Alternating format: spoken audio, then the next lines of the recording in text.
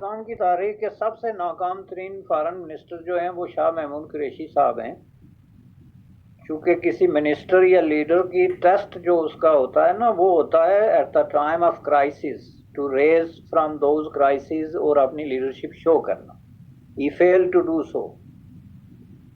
جو ایک دو ایشوز آئے، سب سے بڑا ایشو جو ہے یہ فائنینشیل جو ایف ٹی ایف کا ایشو تھا انٹرنیشنلی، اس میں آپ دیکھیں کہ پہلے وہ لوگوں کو بیوقوف بناتے رہے اور آخر میں جا کے انہوں نے ٹوٹل سرنڈر کیا، اور ساری شرائط جو ہے یہ باہر کہہ کے آئے ہوئے ہیں کہ ہم نے اس پہ عمل کرنا ہے. یہ صرف پبلک کنزمپشن کے لیے کہتے ہیں کہ نہیں جی ہم یہ کر دیں گے یا وہ کر دیں گے.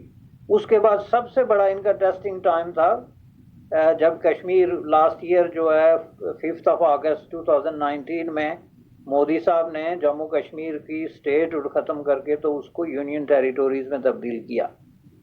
اب یہ ڈیسیجن صحیح ہے یا غلط ہے اس کانٹیکس میں وہاں پہ بات کریں گے ہم، اور ہونی بھی چاہیے، اس کے الگ میرٹس اور ڈی میرٹس ہیں.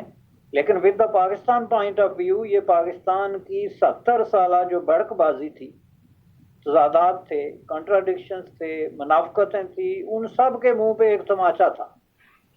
چونکہ عوام کو 24 آورز نان سٹاپ یہ بتایا جا رہا تھا کہ جی یہ کشمیر جو ہے یہ لینے کے لیے تو ہم یہ سب کچھ کر رہے ہیں، اور یہ ہماری مرضی کے بغیر انڈیا نہ یہاں یہ کر سکتا ہے نہ وہ کر سکتا ہے، وہ ہیومن رائٹس ہو جائیں گے، ریبیلین ہو جائے گا، بغاوت ہو جائے گی، انٹرنیشنل کمیونٹی پتہ نہیں کیا کر دے گی. یہ سٹوریز تھی، اور یہ سٹوریز جو ہے یہ بڑی امپارٹنٹ اس لیے تھی کہ اس کی وجہ سے ایک پورا مائنڈ سیٹ انہوں نے ڈیولپ کیا ہوا تھا. جب آپ ایک سیلف ڈیسپشن پہ مبنی رائے عامہ کریٹ کر دیتے ہیں کہ نہیں جی انڈیا کچھ کر ہی نہیں سکتا، تو دیٹ واز اے شاکنگ. وہ جو ہوتے ہیں نا زلزلے کے جھٹکے وہ لگے ان کو. اور اس کے جواب میں سمجھتا ہوں کہ یہ جو ہمارے یہ تھے پرائم منسٹر فارن افیئرز کے، ان کے بیانات میں اتنا بڑا تضاد کہ پہلے جا کے انہوں نے مظفر آباد میں کہا جی کہ باہر کوئی ایک ملک بھی ہماری کوئی بات سننے کے لیے تیار نہیں ہے. یہ ان کے اپنے الفاظ ہیں نا. آپ لوگ جو جرنلسٹ لوگ ہیں وہ ویڈیو نکال کے ان کو دیکھائیں کہ جب انہوں نے کہا کہ باہر کوئی ہماری راہ نہیں دیکھ رہا ہے کہ آپ اس معاملے میں غلط فہمی میں مبتلا نہ رہے. آپ کا جو پرائم منسٹر تھا اس نے 6 مہینے کا ٹائم دیا کشمیریوں کو کہ آپ مجھے 6 مہینے دیں، 6 مہینے کے بعد اگر کچھ نہیں ہوتا تو میں آپ کے ساتھ مارچ کروں گا. یہ اس کے الفاظ تھے کہ میں بھی آپ کے ساتھ شامل ہو کے تو ہم جائیں گے جناب لائن آف کنٹرول کی طرف.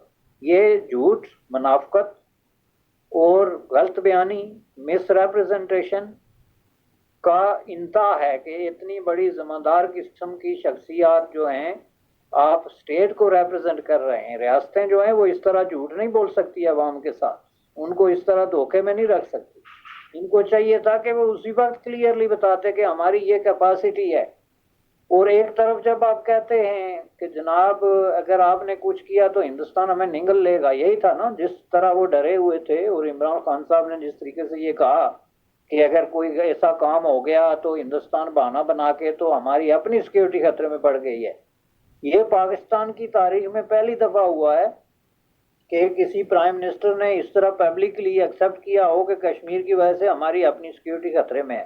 حالانکہ let me tell you the truth کہ پاکستان کی یہ سیکیورٹی کا جو آج پاچ ہے اور یہ سارا کنسپٹ ہے رائٹ فرام 1947 یہ فیک ہے، اور یہ بیس کرتا تھا مسئلہ کشمیر پہ، جو کہ یہی کہا جا رہا تھا کہ ہم نے کشمیر لینا ہے یا کشمیر کو ڈیفینڈ کرنا ہے.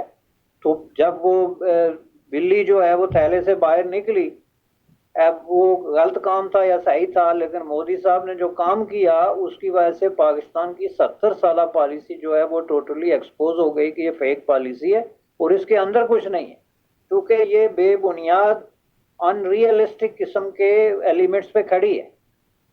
یہ آپ نے کسی ملک کے خلاف جب یا تو لڑنا ہوتا ہے یا نہیں لڑنا ہوتا، یہ درمیان میں چیزیں نہیں ہیں. یا آپ اپنی پالیسی میں دیکھیں بھائی کہ ہم نے دوستی کرنی ہے یا دشمنی.